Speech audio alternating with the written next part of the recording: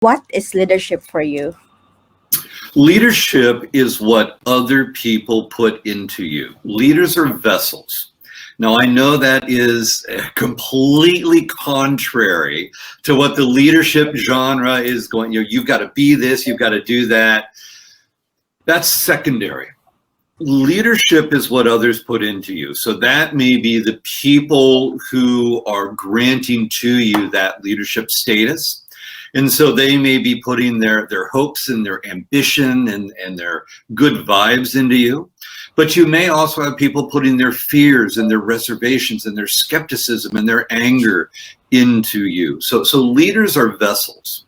Organizations are going to put strategy and aspirations into those same leaders. So again, leaders are vessels.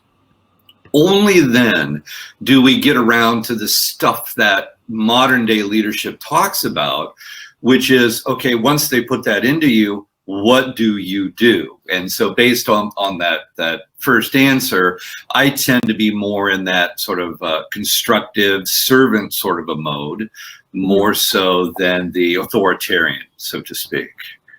What would you say is the top 3 problems that they normally face? Right. So just thinking about this, let's say in the 2020s, all right, well, we'll keep it simple. I think number 1 is that transition from being in control and being the know-it-all to being collaborative and becoming the learn-it-all.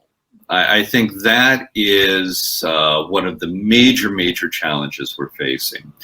The second one I've already listed, the over-indexing of dark triad behaviors in leadership positions. Now, moderate traits, let's say moderate narcissism, is not necessarily bad. It can be a profound motivator, and the fact that it's moderate means that that person may well be astute enough to not cross lines. But it's the high levels of these dark triad behaviors that really run counter to what we've been talking about, which is, as leaders, you're a vessel. The context today is fluid. We've got to become know-it-alls. So the ego, in fact, there's some amazing research from a year ago from University of Minnesota. Ego gets in the way with this. So 2 is those dark triad traits.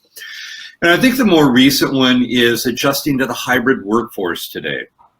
You know, how do you give somebody a performance conversation over Zoom while the next employee happens to be in the office this week and you're going to do it face-to-face? Very simple example, but this, again, changing nature of work is going to be another major challenge we face. What are the important leadership capabilities or skills you must have in the next normal to continue to lead effectively? So I was thinking about this, and again, call me prof. I set up tensions rather than answers. So the first one I came up with is I think there's a tension between humility and confidence. Humility, realizing that the team on the ground, as they're experimenting and iterating on something brand new, they're going to know more than you. But you've got to have the confidence to make decisions, push forward. So you've got that tension of humility and confidence. Another one's going to be curiosity and decision making. Very similar, because again, we're moving into challenges that the world has never seen before. Digital transformation, we've never seen this. Aging workforces and populations, we've never seen this. So you're not going to get answers from books and courses. You're going to have to be curious, but yet you've got to be able to make decisions. So, exactly.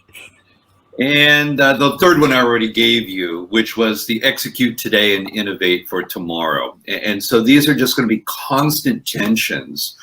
And given the project, given the company or industry that you're in, you're going to move on these scales a bit. But I think those are 3 of the major capabilities, is we've got to be able to scale on these tensions and figure out what's needed today. Adapt, as you said.